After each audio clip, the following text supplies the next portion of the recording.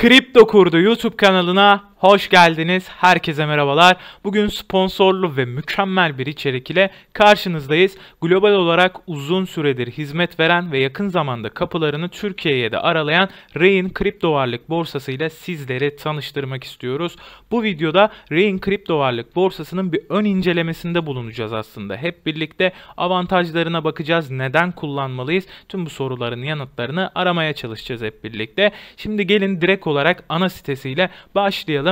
Siteye girdiğimizde bizleri böyle güzel tasarlanmış ve kullanışlı bir sayfa karşılıyor. Özellikle bakın burada direkt olarak kolayca ve kendilerini iyi ifade etmiş bir şekilde tasarlamaları bir kripto varlık borsası için gayet önemli bir şey. Şimdi burada benim dikkatimi çeken ilk kısım ise hem web kısmından hem de mobil uygulamaları üzerinden görüntülere yer vermiş olmaları. Çünkü özellikle bir kripto varlık borsasının kendinin mobil uygulamasının olması ve bu mobil uygulama sayesinde işlemlerimizi kolay bir şekilde halledebiliyor olmamız son derece önemli arkadaşlar. Çünkü artık neyi biliyoruz? Kripto 7/24 uyumaz.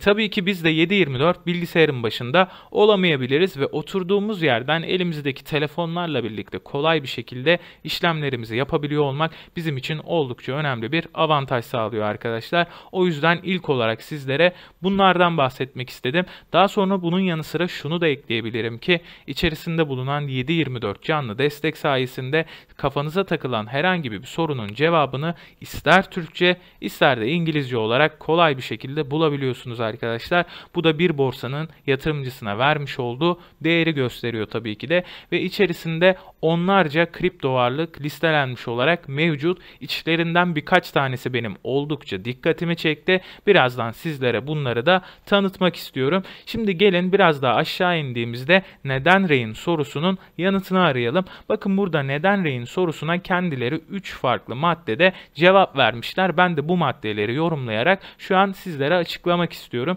İlk olarak regülasyon odaklı demişler ve bu oldukça önemli arkadaşlar. Çünkü bakın kripto varlıklar ne kadar gündeme gelirse devletler tarafından da o kadar çok konuşulmaya başlıyor. İşte yasalar olsun, yaptırımlar olsun. Bir borsa ne kadar uyumlu ve regülasyon odaklı olarak devletler tarafından görülürse de yatırımcılar tabii ki de bundan o kadar az etkilenecektir arkadaşlar. O yüzden bir borsanın regülasyon odaklı çalışması oldukça önemli diyebilirim tekrardan. İkinci olarak güvenilir demişler. Bakın zaten güvenlik bir yatırımcının en ön planda tuttuğu şeydir ve bu konuda ne demişler? Kripto para varlıklarınızı çevrim dışı soğuk depolama sistemi kullanarak koruyoruz demişler. Bakın bir soğuk cüzdanlar vardı, bir de sıcak cüzdanlar vardır. Belki bilirsiniz. Sıcak cüzdanlar nasıldı? Direkt olarak web tarayıcımız üzerinden kullandığımız sitelere girdiğimiz internet bağlantılı olan cüzdanlardı. Bir de soğuk cüzdanlar vardır. Belki bilirsiniz. Flash belleğe benzer, hani hard diske benzer. Bunlara kripto varlıklarımızı transfer ettikten sonra bilgisayardan çıkartıp internet bağlantısını kesip tamamen güvenli bir şekilde saklayabiliriz. İşte Rain borsası da bunu yapıyormuş. Soğuk depolama sistemini kullanarak kripto varlıklarımızı koruduğunu söylüyorlar ve içerisinde 7/24 canlı desteğin bulunduğunu da sizlere söylemiştim. Bunlar gayet güzel maddeler olmuş. Şimdi benim bu sitede en çok dikkatimi çeken kısmı size göstermek istiyorum. Benim bir hayli burada dikkatimi çekti. Bakın o da kısaca hakkımızda kısmında ne demişler? 6 ülkede faaliyetlerine devam ediyor demişler. Zaten sizlere global olarak uzun süredir hizmet verdiğini söylemiştim. 400'ün üzerinde çalışanıyla büyüme odaklı demişler. Bu da oldukça güzel. Ve bakın 110 milyon dolar yatırım alarak B serisi yatırım turunu tamamladığını belirtmişler.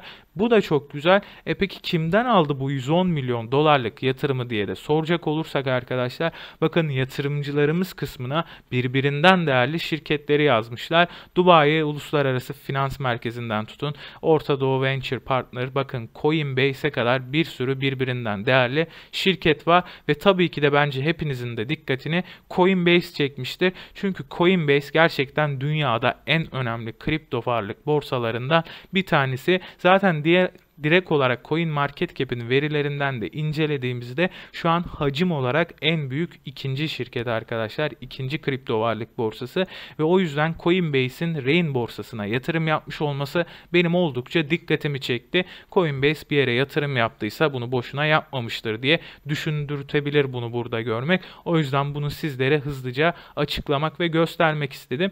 Şimdi bakın direkt olarak sizlere Rain borsasına nasıl kayıt yapabileceğinizi de açıklamak istiyorum. Burada direkt e-postanızı yazıp şimdi üye ol butonuna tıkladığınızda hızlı bir şekilde kaydınızı tamamlayabiliyorsunuz. Buraya e-postanızı yazdınız. Daha sonrasında e-postanıza gelen doğrulamayla e-postayı doğruladık. İkinci kısım, bu sefer telefonu yazıyoruz. Telefona gelen doğrulamayla birlikte telefonumuzu da doğruluyoruz ve artık Rain borsasının içerisindeyiz. Birkaç tane de tabii ki adımızı, soyadımız ve doğum tarihimiz gibi bilgileri isteyecek son kısımda. Bunun sonrasında ise bizim takipçilerimiz özellikle çok iyi bilirler ki bir borsaya kayıt yaptıktan sonra yapılması gereken ikinci işlem kimlik doğrulama işlemidir. Yaptığımız işlemlerde herhangi bir kısıtlamaya takılmamak için buraya kayıt olduktan sonra kimlik doğrulamanızı da hızlı bir şekilde yapmanızı öneririm. Zaten çok basit arkadaşlar. 5-10 dakika içerisinde 1-2 fotoğraf ve kamera kullanımıyla birlikte kimlik doğrulamanızı da tamamlayabiliyorsunuz. Ben şimdi kendi hesabıma giriş yapacağım ve sizlere içeride borsa kullanımını göstermeye çalışacağım. Ayrıyetten biraz önce de söylediğim gibi listeli olan kripto para varlıklara da göz atacağız. Evet, şu an siteye giriş yaptığımda beni direkt olarak cüzdan kısmı karşıladı ve burada çok kullanışlı bir cüzdan yapmışlar. Direkt zaten burada kripto paralarımız, kripto varlıklarımızın Türk lirası karşılığından değerini görebiliyoruz. Ve bakın burada günlük, haftalık, aylık ve çok daha uzun sürelere kadar bölüm bölüm seçerek bu dönemlerdeki istatistiklerimizi de görebiliyoruz arkadaşlar. Bu da oldukça önemli olmuş. Ben şimdi sitede benim en beğendiğim özelliği size göstermek istiyorum. Bakın o da öğren kısmı. Buraya tıkladığımızda Rain Block ismini verdikleri bir blog sayfası bizleri karşılıyor ve burada birbirinden farklı yüzlerce, onlarca bilgi mevcut arkadaşlar. Bunu da zaten sürekli güncelleyerek, arttırarak devam ettireceklerini söylüyorlar. Bakın burada ister temel kripto para bilgileri olsun, ister alım satım teknikleri olsun, ister direkt kripto teknolojisi, blockchain hakkında olsun, bir sürü birbirinden farklı eğitici, öğretici bilgiye ulaşabiliyorsunuz arkadaşlar. Bu benim oldukça hoşuma gitti ve Rain borsasının yatırımcılara vermiş olduğu değeri burada hissettim. Burada hem borsayı kullanabiliyoruz hem de burada kendimizi eğitebiliyoruz. Kendimize bir şeyler katabiliyoruz arkadaşlar. Oldukça değerli bilgiler mevcut. Hatta bakın bazı kripto varlıklarla ilgili gündemdeki haberleri bile paylaşıyorlar. En son Chainlink üzerinden bir haber paylaşmışlar. Bunun hakkında yazı yazmışlar. Buna kesinlikle göz atmanızı öneririm.